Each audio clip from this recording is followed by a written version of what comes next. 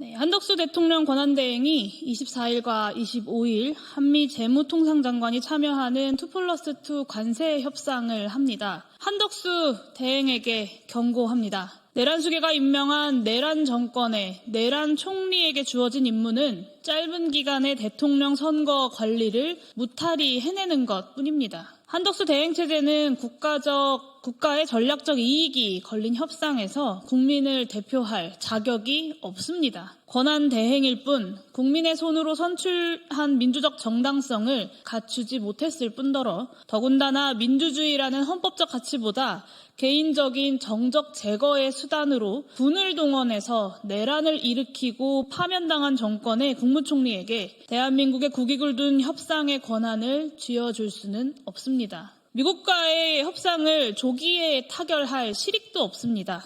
현재 상황에서 대미 협상의 조기 타결 자체가 국익 손실을 의미합니다. 협상팀이 할 일은 실질적 의미의 협상이 아니라 미국의 요구사항과 진위 그리고 전략을 최대한 파악해서 국내에 보고하는 수준에 머물러야 합니다.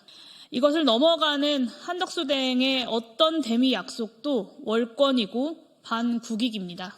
모든 정당들과 대통령 후보들은 행여 한덕수 대행 체제가 협상안을 가지고 오더라도 차기 정부가 이에 구속되지 않을 것임을 천명해야 합니다. 한덕수 대행 체제가 대미 협상에 자격이 없다라는 것은 오히려 실질적인 협상을 미룰 좋은 명분이 될 것입니다. 미국이 직간접적인 경로로 협상의 의제로 올린 사안들을 보면 말이 관세 협상이지 우리나라 입장에서는 핵심 국가 이익들을 총망라하고 있습니다. 한국의 자동차 배기가스 규제, 쇠고기 수입 제한, 넷플릭스 등 글로벌 콘텐츠 업체의 망 사용료 등 다양한 비관세 공공규제들을 포괄하고 알래스카 LNG 개발과 조선업 등 대미 직접 투자들까지 겹쳐 있습니다.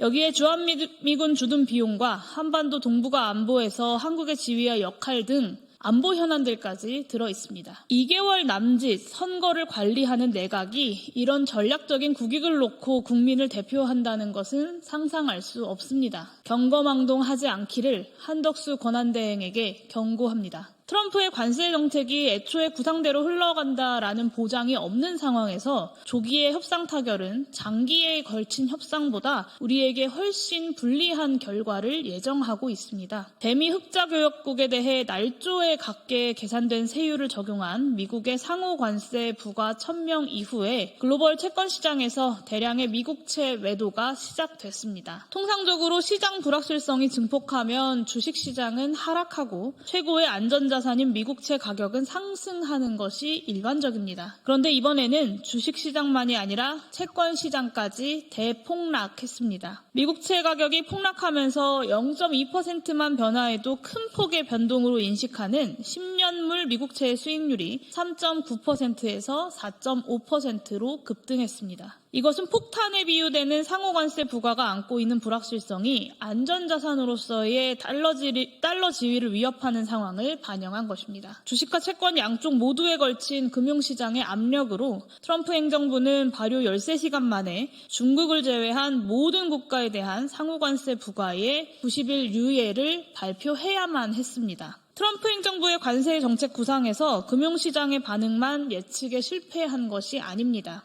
트럼프 행정부는 1기 때의 경험을 바탕으로 관세 인상이 미국의 물가 인상으로 이어지는 것은 제한적일 것이라고 예상했습니다. 하지만 연방준비제도 이사회의 판단은 다릅니다. 제롬 파월 연준 의장은 지속적으로 해임 가능성을 들먹이는 트럼프 대통령의 금리 인하 압박에도 거부의 의사를 명확히 하고 있습니다. 관세 정책이 몰고 올 경기 침체를 우려하는 트럼프 행정부와 물가 인상 우려로 금리 인하를 서두르지 않는 연준의 교착 상태는 트럼프 행정부의 관세 정책 약화 내지 좌초 가능성을 높이는 요인입니다. 이것의 대미 협상 전략에 함의하는 바는 조기 협상 타결에 대한 강박이 오히려 우리에게 불리하다라는 것입니다. 중국과의 통상전쟁에서 미국이 승리할 것이란 전망도 밝지 않습니다. 백악관은 중국에 대한 보복적 관세율은 유지하면서도 중국산 스마트폰 및 기타 전자제품에 대한 임시 면세 조치를 취했습니다. 그렇지 않을 경우에 미국의 소비자들에게 감당할 수 없는 비용을 초래할 것이 명확했기 때문입니다. 이 사례의 의미를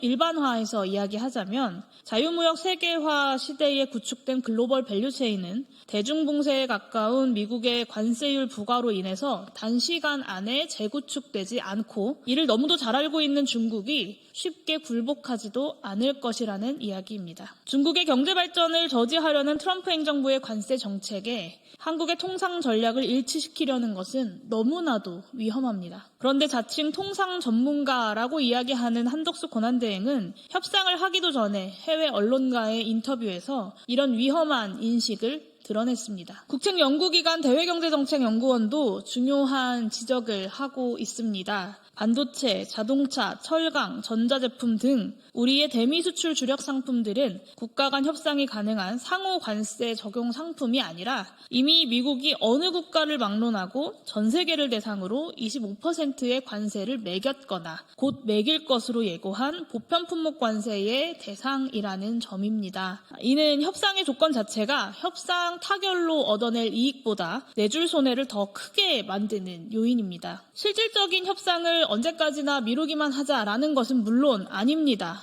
트럼프 행정부의 관세 정책이 구상대로 흘러가지 않고 약화하거나 또 궁극적으로 좌초되더라도 그것이 우리나라가 순수 회국 지위를 누렸었던 과거의 자유무역 세계화 질서로의 회귀를 의미하지는 않을 겁니다. 2024년 대미 무역수지 흑자가 전체 무역수지 흑자보다 더 클 정도로 미국 시장은 우리 경제에 중요한 위치를 점하고 있고 다가올 협상에서 이익의 균형을 이루고 피해를 최소화하는 협상은 절대적으로 중요합니다. 요점은 한덕수 권한대행은 지금 대한민국의 미래가 걸린 그 중요한 협상을 할 자격이 없고 협상의 조기 타결 노력이 오히려 중대한 국익의 손상으로 이어질 가능성이 너무나도 다분하다라는 것입니다.